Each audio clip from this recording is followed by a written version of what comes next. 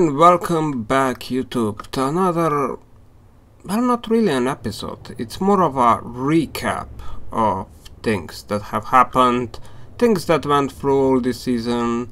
And here you have, well, not exactly all of the ships, but all of the representative ships of the types that I was building or trying to build and gave up at some point. And yes, it's with all of these vessels, it's kinda laggy in here. Can't help it. There are pretty large amounts of them. As you may know, they're all ships. No submarines, no aircraft flying around. I did build a couple of aircraft, but yeah, I was building them way back, and back then radar target simulators and other stuff was not as effective as it is right now. So planes, smaller planes, I don't consider them that much useful because they tend to blow up kind of quickly. Larger ones use their stabilization rather quickly and they're easier to hit. So airships of any kind, yeah, they're also very fuel consumption. If you try to make them go fast, that means jet engines. Jet engines consume a lot of fuel. I would most definitely not recommend that one because you can find yourself pretty quickly not having much of any fuel left in the campaign. And there are also no submarines. No submarines because, well, back then, as I said, sonar target simulators weren't working all that well. Now they do. If you build like a submarine and just put anti-torpedo defenses on her, sonar target simulators, anti-torpedo torpedoes work. When I started this season, the anti-torpedo torpedoes literally went like 5 meters up the ship and exploded on their own. And I didn't know what to do with that. And sonar target simulators and radar target simulators, they had like just didn't function back then, and or at least they didn't function for me. I mean, and I tried variations of them, but now that sort of problems have been fixed. The game is now being not finalized, but at least those emitters and stuff works. There are also changes to flak cannons, so hooray for that one, as it turns some of these ships actually more viable than they were before. And there are of course variations of smaller updates, changes, things that I'm gonna go through. But yeah, let's start with the start of the season, episode 1, the Rill. Yay!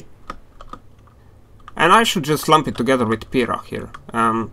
Pira and Rill were pretty much designed to fight the Deepwater Guard and kinda offer support later on in the game, and they kinda done that.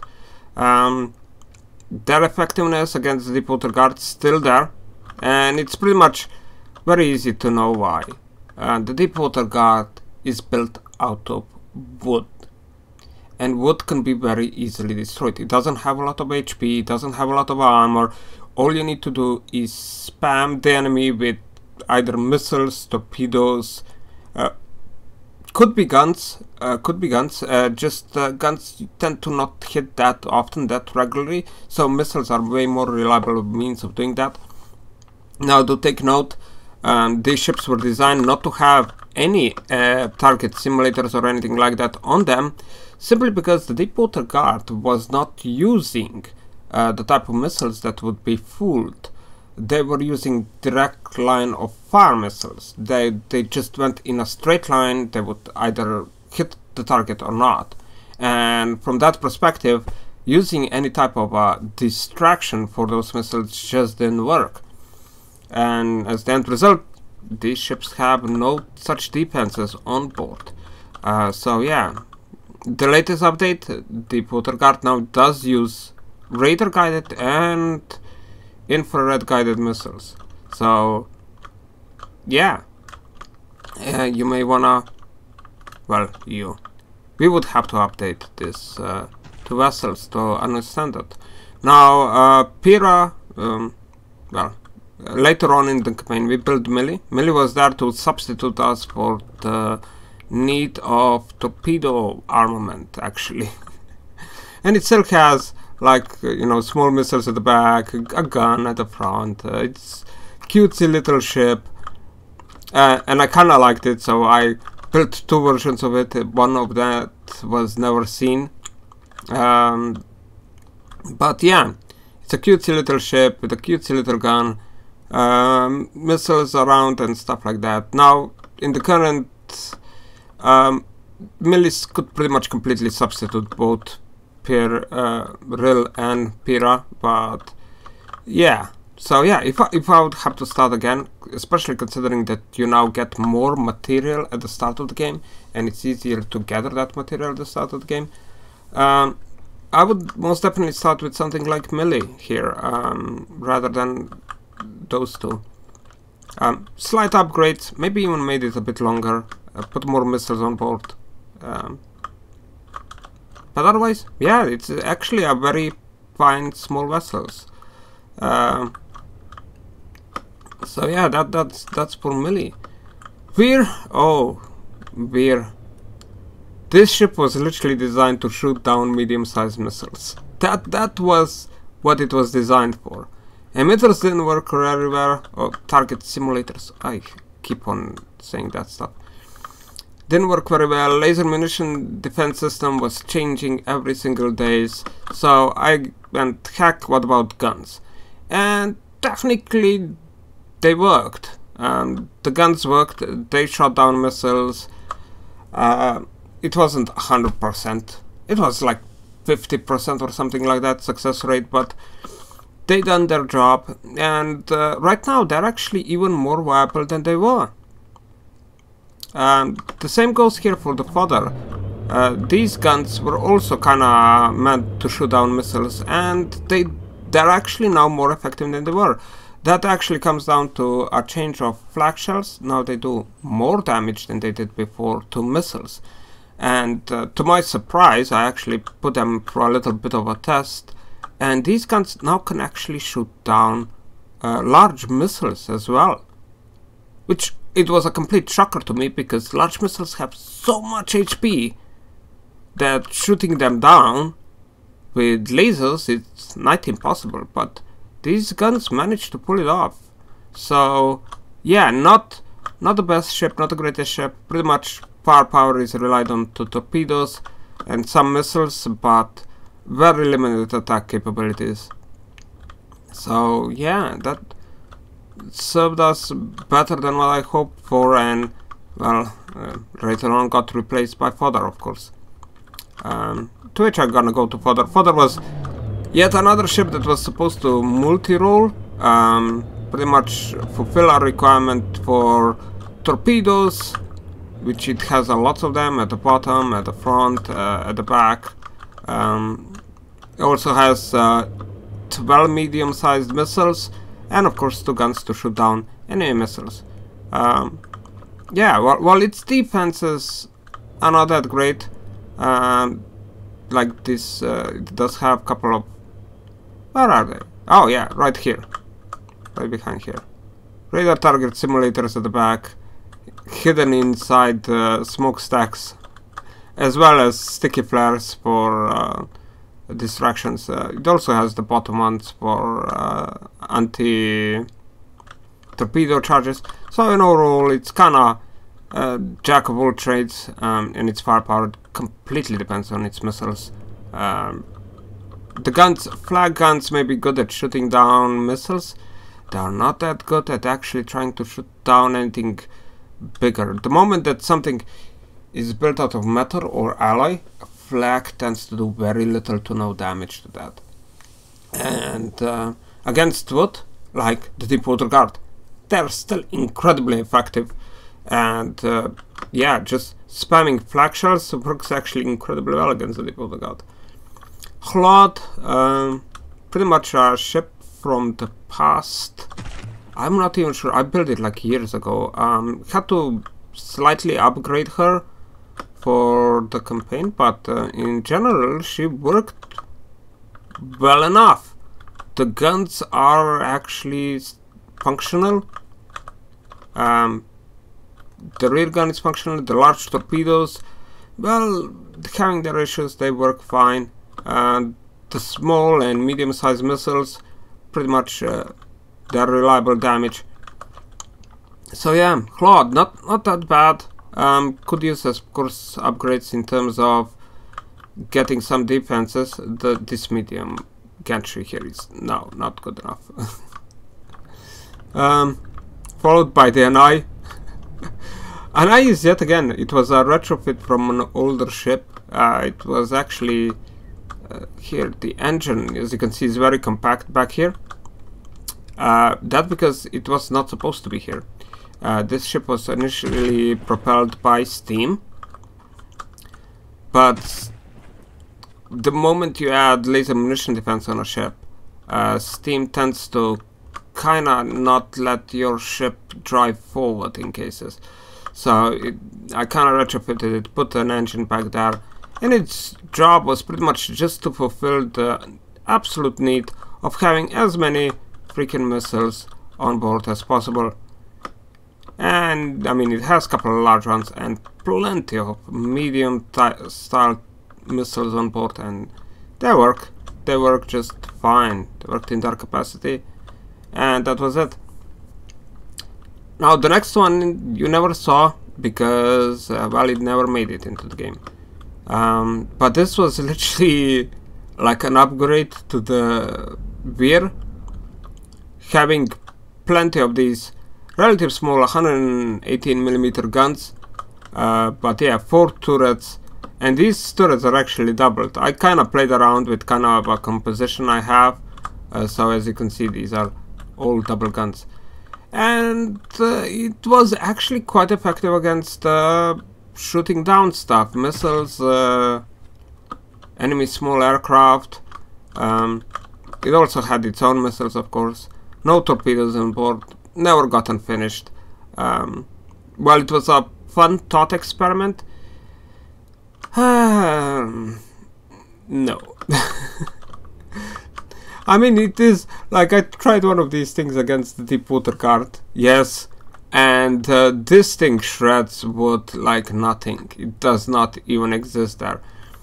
Actually, there is a version with smaller guns, like 71mm guns, and those are extremely effective at shooting down everything. And just Deepwater Guard, oh, poor ships when they have like 2,000 of these rounds firing their way. Definitely not fun for them, I mean. Now the next one, Vera. Yeah, she was the one thing that we sent against the Onyx Watch, pretty much built to fight the Onyx Watch. Not particularly large, not particularly powerful in any respect of the word, but having a couple of pretty decent guns, torpedoes, of course, because the Deepwater Guard has a lot of ships, and a smoke gun at the back. I think, yeah, this is a smoke gun, yes. At the back to kinda dissuade their laser munition defense. Back then, laser munition defense was still quite powerful, but thanks with smoke, we didn't have any problems with it. And yeah, Vera pretty much served us very well at the start, and kinda ground to be not really being obsolete, but definitely in need of an upgrade. Torpedo target simulators, radar target simulators yet again would need to be added. Missiles, of course, we would need missiles on the ship. And yeah, I mean, with a couple of specific upgrades, maybe making it slightly bit larger, she would still be fine. Yeah, so not a bad ship, but yeah. Oh, Invara. Yeah, Invara was somewhat quasi-replacement for Vera. Uses the same guns, even though different turrets. It also has, of course, missiles. Now, initially I wanted also to add torpedoes on it, but I was like, we don't really need torpedoes on every single ship we're having, right? So, yeah. You're thinking in your ass a lot. Okay. But yeah. she pretty much just has missiles and guns. And she was pretty effective for its purpose. She done her job, fired missiles a lot. Yet again, upgrade target simulators, sonar simulators. I think she has the sonar simulator. What the hell she doesn't have? Oh, she has these things. Yeah, medium and these are not good enough. Large ones need to be added. Yeah, but otherwise, yeah, she was just fine. To which we go to Peggy, which is exactly opposite of the Invara. Even more guns and lots more torpedoes. Oh yeah, at some point I just realized I need way more torpedo ships than I need missiles. So Peggy was there to substitute that niche.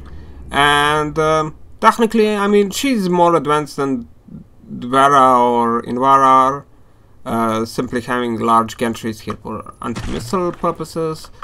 As well as she does have some, oh yeah, she has them on the side. Yeah, sonar distractions on the side. She drops them, and that works just fine for her. Not exactly a tank of a ship or anything. She doesn't even have that much armor on her, if I correctly remember. Yeah, I mean, actually, she does have some armor. Did I add it on later? I guess so. But yeah, she was not meant to be a tank or anything. But when she got under fire, she done surprisingly well. I didn't really expect her to stay alive for as long as she did in some cases. The guns, 9 guns on board, large guns, well, larger guns. These guns are actually proven to be more useful than what I initially thought. I thought they're gonna be more about distraction or something, but it turns out that massive amounts of fire toward the enemy does work at disabling them. Yeah, and they have proven in that case. They have proven this ship is actually, while the enemy was focusing on larger vessels down the line, this ship was pretty much just stripping them off of their, you know, detection, guns, weapon systems as a whole. So yeah, she did make battles easier, and that's why she was kept in a fight all the way till the end. Oh yeah. This is one of the no-name ships. I call it the no-name ship. She actually had a name, but I can't remember what was it. And it was there pretty much to be something of a prototype vessel for all of our cruisers. As you can know, she's using the same guns. Well, bigger guns on a smaller ship. Yeah, it was kind of a test what to use on vessels, and she worked just fine in that regard. But yeah, in the end, didn't make it into the game. Never got any upgrades with missiles or anything like that. It was pretty much a gun prototype. The follow-up here, on the other hand, was a steam engine prototype. Yeah, the steam. One big propeller at the back. Plenty of these secondary guns, and just 2 of these large front guns. And these 2 front guns are actually pretty decent. As well as the ship as a whole, it's actually better than what I initially expected. But yeah, no emitters, no target simulators on board. She has lackluster capabilities in some direction.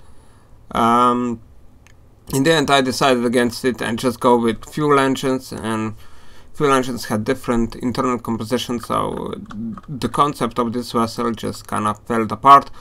But surprisingly, did put her into a bit of a battle, and she is quite sturdy of a vessel. I'm gonna put it like that. Very, very sturdy, surprisingly so. And yeah, she does have, however, her weaknesses. Lackluster in firepower thanks to no missiles, and of course lackluster defenses against missiles.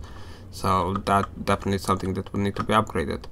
Oh my gosh, where are you going? Okay. This ship was actually one of the latest ones to be built, and it never made it into the game. This was to meant against the Scarlet Dawn. And yeah, large missiles, medium missiles, small missiles, couple of guns. Yeah, this ship was literally meant to fight the Scarlet Dawn, and she also has, yeah, propellers. No laser munition defense, no fancy stuff, shields or anything like that. Just pure missile spasm. In the end, however, Scarlet Dawn turned out to be, well, dumb. And as an end result, I never gotten this ship into the game. Yeah, never got completed. But yeah, this would be like kind of a meta ship at this point, really. Just large spam of missiles. Phew. Which one we missed? Oh yes! The torpedo cruiser. The guns here are actually from Weir. She was actually designed, built at the same time as Weir. And it was one of the two prototypes. In the end I decided to go with Weir, but the ship would done just about the same. Well, large amount of torpedoes on board. The two guns that are actually anti-missile guns. Plenty of these smaller missiles to the side. The major grip I had with the ship was that it was actually very slow. It could not exceed something like 16 meters a second, and I just went, ah, no.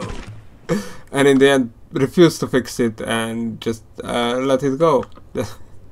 But yeah, it is viable. As a torpedo ship, it is viable. Would need, of course, as a lot of other things, target simulators, radar, sonar, stuff like that.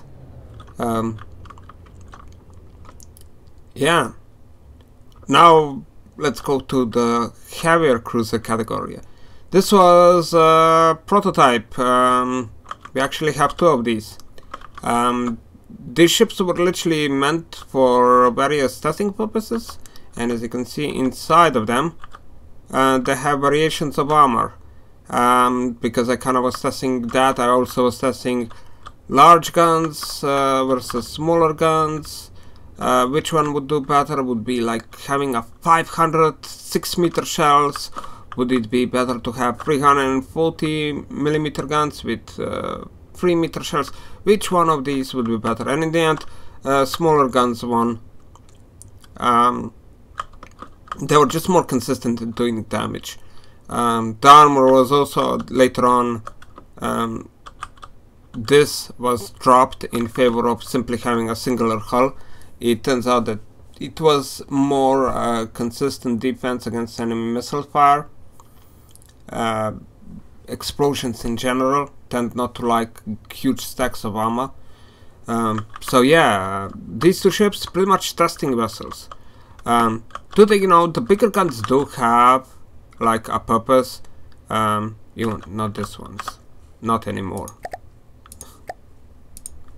Yeah, not anymore.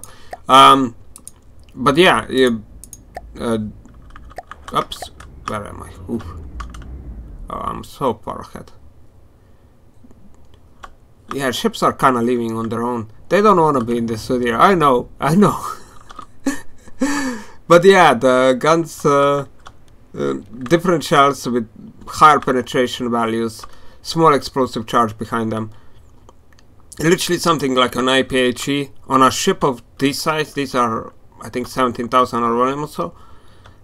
Does have its purpose, and it can disable enemy vessels relatively quickly. But as I said, getting those consistent hit in the areas of the enemy ship that you needed to turned out to be more of a challenge for these large caliber guns, and in the end I just gave up. And the smaller guns that were more consistent at literally stripping enemy ships, not that much damage dying internally, but just stripping guns off, stripping the detection system off, and in general just blowing them up, was what then proved to be more effective, and that's then pretty much made it into the Valleya, which got exactly these type of guns. And these guns are actually one of the more effective guns that I made.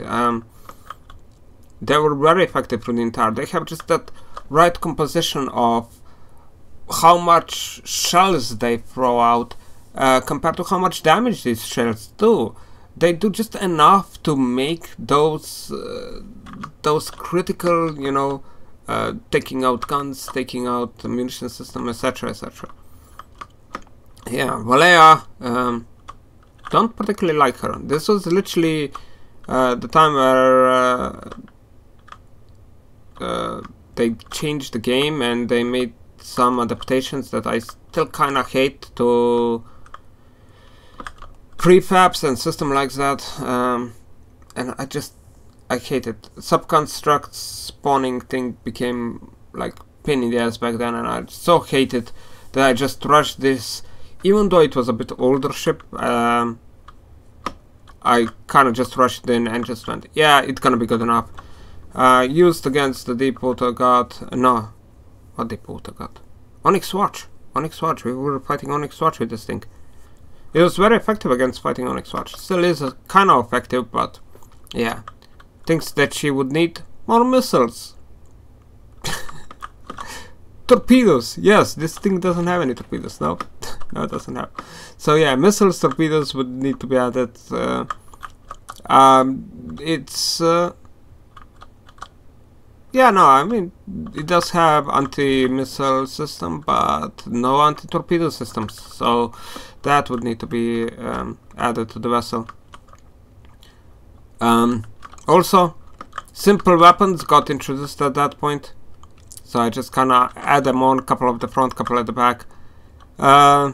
Smoke guns as well. It proved to be useful in that respect. Up next is a ship that we introduced way later into the game, Drena, and she was there to substitute for Valleya. I mean, she looks considerably larger. She is not. Drena is 18,600. Valleya, I think, is 18,500. So they're pretty much of the same size, but Drena, as you can see, is quite a bit longer. Literally, what I really didn't like about the Valleya was the speed. She was very slow. So Drena was there to compensate for that, having the same number of guns, but less secondaries. The smoke gun got removed and added tons of missiles on board. And she worked in that respect, and she actually done more than what I wanted out of her. I pretty much just wanted her at that point to be support for larger vessels, and it turned out that she was a larger vessel and done a lot and lots of tanking, and surprisingly she turned out to be sturdier than what I expected, as well as deadlier. The guns, yeah, really 348mm guns, they tend to have just the right amount of explosive power as well as the rate of fire to deliver that they can make the enemy life fairly freaking miserable. And yeah, that's actually she may not be looking the best, I mean not the most gorgeous ship, but she was effective. I think one of you sailed away, didn't you? No, it's, yeah, we're back here. This was, I think this one has a name, doesn't she? Yeah, Artima. This was a predecessor to Ovalash over there. And as you can see, she's slightly bit longer, I think. No, she's not, actually. She can't be. Come on. Land 138. Ovalash. Land 141. She is slightly shorter. But yeah, she was there to test the 400mm guns. At some point she had like variations of different guns on board. Actually had to fix her up to put her into this lineup. No defenses whatsoever, because it was a test ships for the guns. Also, the engines are, yeah, they're just a simpler version of the one that are on the Olashe. She also, as you can see, has pretty long bow end of the vessel. It was there, as I said, a test ship, and she had an unglamorous ending of, well, never gotten anywhere with it. Even though the guns survived on the Olashe, some other aspects of the ship also kind of survived in different ways. This ship would, if anyone would ever put her into the game, would need some serious upgrades. Both to its armor, to its missile defenses. She has a large empty space here. Okay, that's fine. That's fine. The front up as well? Nope, the front is actually more filled out. But yeah, she was a predecessor to Olashe, and as you can see, Olashe is bigger, meaner ship, you know, having more secondaries, but the primary guns are pretty much the same. Olashe also came included with the smoke gun. We were fighting the lightning hoods at that point already, and having some form of smoke defenses was necessary. Later on, she got slightly bit decorated with these anchors and things like that, and there's like something that may potentially be able to launch an aircraft. Can't do it. But in general, one thing that I kinda messed up on this vessel was laser munition defense. Because I did put these octuple guns here as kind of the last result. Previously, a lot of laser munition defense was literally situated right over here. But when I kind of messed around with it, it became significantly less effective. And there were also changes to the game at that point, so I kind of contributed to that, but looking at it back, definitely the laser munition defense was not up on par. Its missile defense system was adequate in most cases. Its torpedo defense system, I don't think it has one. I mean, it most likely has something. Oh yeah, this is the first ship where I used this side launching sonar target array emitters. And on this ship it actually worked very well. I actually tried several different dispositions of either putting them at the bottom or putting them on the rear and see how that would work. The side ones tend to perform the best because they kinda, when you launch them and they go to the side and to the bottom, the torpedoes would come and they would turn away from the ship a lot of the cases. And even if they were coming like from the side, they would usually go after one torpedo and then they would skip the ship for the second one, and the ship would be completely missed. And if I try to put the same at the bottom, the torpedoes would usually come through, turn around, and go straight for the ship, and that was an absolute no-go for me. The same happened if you launch them at the back. The torpedoes would then just turn toward the ship, and that was, so these side launchers actually proved to be the most effective solution, and they were effective. I mean, we did had a couple of torpedo dodges with this, even though Olashe, yeah, definitely would need some retrofits. The guns, they're decent, but if you compare them like to a smaller guns that we were using, they are per size not that effective, I would say that. But yeah, I think who has left us here? One of the bigger vessels left us. Yeah. Oh yeah, the Otsa left. Otsa, come back! Oof. You went far. Yeah, you're disabled, but yeah, Otsa pretty much a substitute to Olashe. wanted more guns, wanted something bigger, something baddier, and technically, yeah, ship does have more of a volley with her guns, but her guns do not reload far that quickly, so it's a give and take situation. The secondaries also been scaled down to literally reduce the volume of the vessel, because she's already pretty big. At 28,800, yeah, that's pretty big. Added missile systems on board, torpedo systems, so compared to Olashe, she is a better ship. Faster, does have more firepower, does have better defenses when it comes down to it. Has a missing block at the bottom. But yeah, in general, yeah, she done her job. She was fairly sturdy vessel, managed to pretty much outlived her opponents, and that what we really wanted out of her. Firepower decent enough. Defenses. This ship was literally designed to be a tank, and I think she done that pretty well.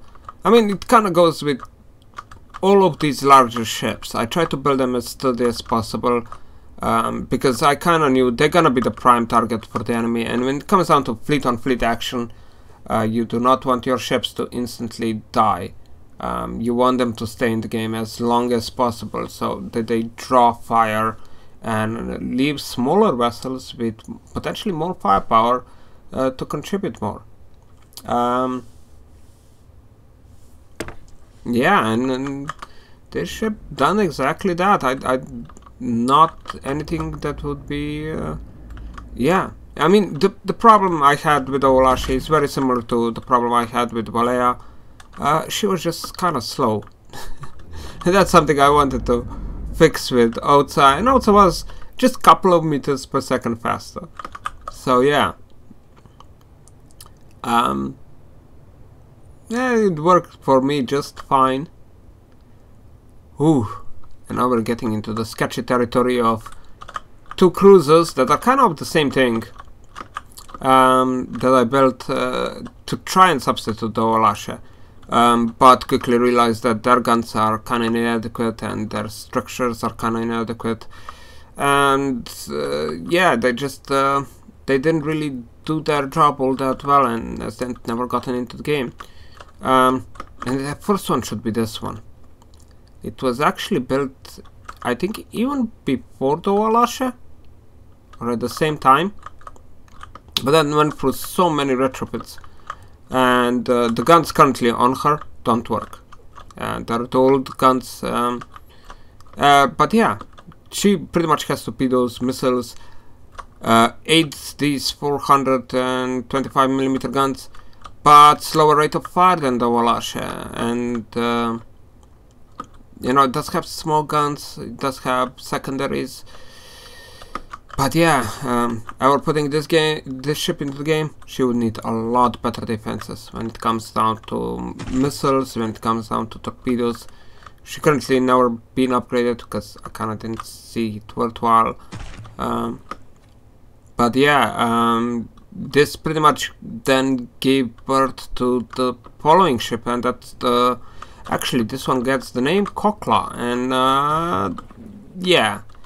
The same inadequacies that I found with her predecessor I found here.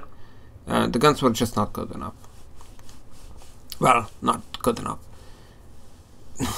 It just lackluster, especially if the ship was often turns away, the front guns could not fire. If she turns toward the enemy, then the front guns usually would get very quickly disabled. So that was kind of my beef with this ship, and it's the end result that led to Otsa. But as you can see, there is something about this hull, isn't there? Yeah, because in the end, this hull was pretty much a prototype stage for the Quinta, our largest ship that we put into the game. And yeah, Quinta could use upgrades. It could use upgrades more than you might think, because the ship was pretty much a railgun ship, and the railguns at this were designed to get somewhere around 60 AP at that time, but since then things have changed and railguns are not that strong anymore, and as the end result I would need to put another rail charger on board or something, make them slightly bit upgraded to what they currently are to retain their effectiveness. But yeah, large guns pretty much meant to blow through shit, and technically she done that. She did hit hard, she did hit a lot. The ship worked, but in the end, yeah, a tank. That's what she was, a tank for our smaller vessels to help her out, disable the enemy, and pretty much swarm them with missile fire. And all that time, poor Quinta get to, well, tank for everyone else. The massive amounts of secondaries here on this vessel, yeah, not needed. Actually, I think she would do better if she only would have 1 or 2 of these secondaries on board and have some of its aspect replaced with missiles and torpedoes and other stuff. But yeah, as a whole she turned out pretty well. Her missile defenses were adequate, even though not great at times. The secondaries here, which are actually also front secondaries that are also meant for anti-missile, are actually firing HE shells. One should replace them with flak. But yeah, that was pretty much the last ship that we have actually put into the game, and pretty much the largest one of our ships. Bigger was not necessary, as I realized that. Now to take note, currently the game, as I said, and I'm gonna keep on repeating, has changed. And if you go check down now the selection of, let's say, Lightning Hoods, you can find here ships that are 30,000 in volume. Previously Lightning Hood had no such sizes of vessels. Impedance is at 45,000, holy scheisse. Yeah, it's very large. Exodyne is here, it's really big ships. I'm not really that fond of these changes. Bigger does not mean better. Yeah, especially something like the Megalodon, 83,000. Really? Really? You know you're running into a problem that the enemy will only be able to put 1 or 2 of its own ships into the game as the result, the moment that this thing is in. So the only way to beat this thing will be like the kind of bad old days where you pretty much build the ship of equal size. Back in the day you could only put 50,000 volume in ships, and because the larger ships were already 40,000 in size, you couldn't put anything bigger. And this ship is kind of the same thing. Current limit is 200,000 volume, so something like this get in, and well, you could put 3 of the Owalashe in as well to fight it. And yeah, I mean, size does matter. Megalodon is pretty much that. It's just the size of the vessel is, and going for bigger and bigger ships, I'm not very keen on that idea. Especially because they purged so many vessels out of here as well, and yeah. But they put a lot of these very large vessels. Which one is it already? Retaliator, yeah. This thing got like 10,000 extra volume on her. In my opinion, a bit going too much into the size of things. Don't particularly like this these changes. At least the Onyx Watch kind of stayed the same size. I'm yet to find one ship that would go past 40,000. I mean, I think that is the bulwark. Where is it? I'm pretty sure you're supposed to be somewhere in here. Kingstead, I mean, it's 37? Yeah. Wait a second, did they remove the bulwark? Oh. Oh, no, it's here, 37. Yeah, yeah. So, the Onyx Watch stayed about the same in size. But yeah, everybody else just massive increase in sizes for... Will it make it into a better game? Doubt it. Also, this easy, regular, expert, godly design, this means nothing anymore. They're gonna, I guess, change this to something else. And it's gonna be more dynamic when it comes down to spawning into the campaign. Which is, okay, guess, nice. See changes there, but at the same time I'm like, yeah. There are also, of course, changes to the stuff we got in our build menus. Now it's very neat. I actually like this extra neatness on the stuff. Also, we now actually have a landing. One thing that bugs me is AI is up here and countermeasures are down here, and these countermeasures do need AI connection. So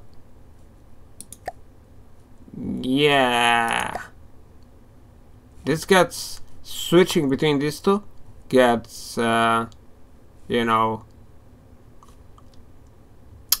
old really fast. So yeah, just get the connectors and receivers into the countermeasure system up as well, so we don't have to constantly click up and down, up and down, up and down.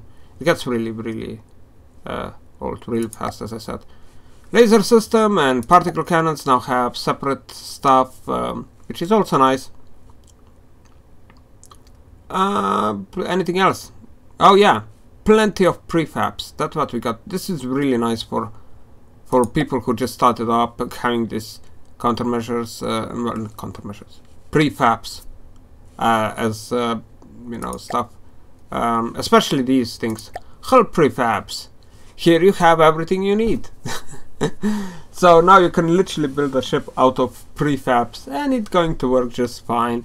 Which is a huge, it's a big deal for people just starting the game, because a lot of them, I understand, this game does have quite of a learning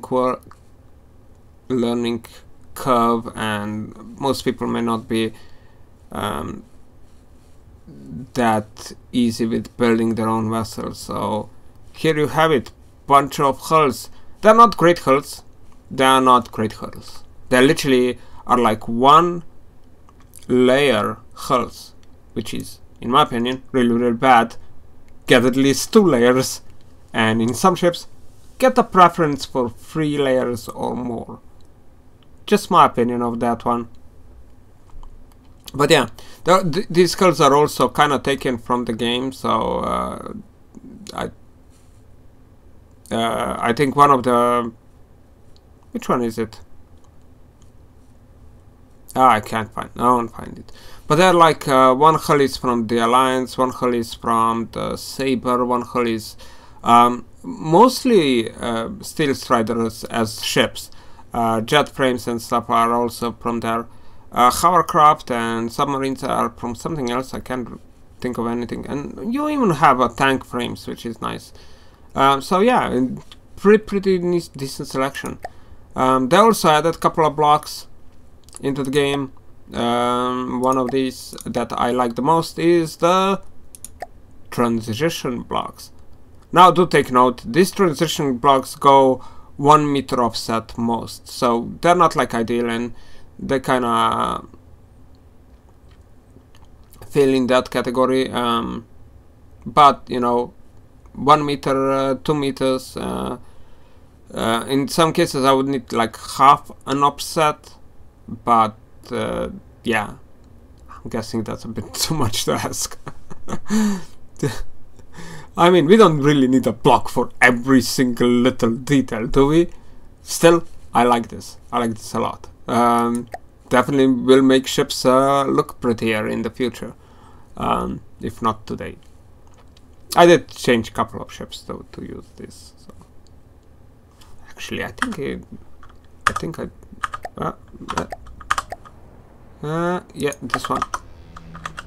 Do you have the new blocks on you? Yes, you do. Look, such a seamless transition on the hull. Can't even notice it. Yeah, right. Except for here, where it goes a bit weary. And as I said, like, it has a 1 block transition down here, but here it has like a 2 block transition, and you see there is just a tad bit of a gap. Not a big deal. As I said, we don't need a block for every single thing when it comes down to looking pretty. Even though I'm pretty sure somebody will disagree with that assessment. But yeah, compared to like this, yeah, that one looks way better. Yeah, like this one, because to have something of the same color, it is way better. Still, building ships, missiles, still the way to go, especially large missiles. This is another one thing that I kind of forgot. A lot of the new designs use large missiles. Oh, we made our ship scary by putting large missiles on it. Oh, no.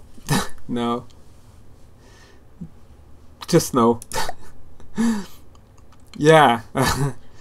But missiles are kind of the way to go at the moment. It's slightly, but you know, I would like to see more of a diversity of that kind. But guess we have with this, as it is at the moment. To take note, the game is of course subject to change.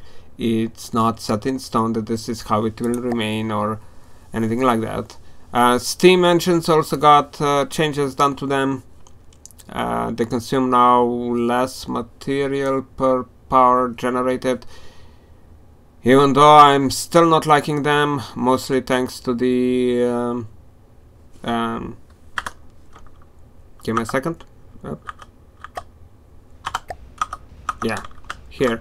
You see this ship has 25,000 power supply, and it's power that I cannot use because it uses propellers, and these propellers literally use something like 5,400 power in total. So yeah, it's kind of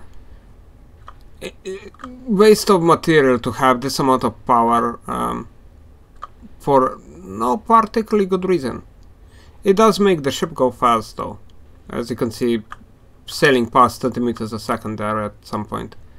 Oh, the game went laggy. We have a large number of entities in the game, yeah, but yeah, the campaign changed a lot up as well, in several different directions. I really don't know what to think about it. We saw the Scarlet Dawn. I watched like someone else play the campaign up as well, and the Scarlet Dawn literally, like right at the start, it just collapsed. And I guess it's something that's particular to Scarlet Dawn, that they don't actually collect any material as at this point. So yeah, that most likely will get fixed in nearby future, or at least I hope so. As well as, you know, fuel collection and fuel gathering and stuff like that. That needs to be. I guess at some point they're gonna have to put like a cheat for the AI, because I do not think that the AI is smart enough to balance these things in a campaign. But as I'm gonna say, things are subjected to change. We're gonna have to see in the future how it's gonna work out with the campaign, and whether or not there are gonna be other changes, more blocks, something interesting in general. Yeah, so as a conclusion, things have changed, and our ships would definitely need to be upgraded. Starting, well, again, I would most likely build even bigger vessels. So the Quinte would most likely not be the biggest vessel we would have. We would have some 50,000 in volume monstrosity, just to have as a precaution against their large vessels, and I'm not really happy about that. Forcing people to build bigger. I kinda like smaller vessels, I must say. So yeah. But yeah, that's gonna be it for today. And see ya!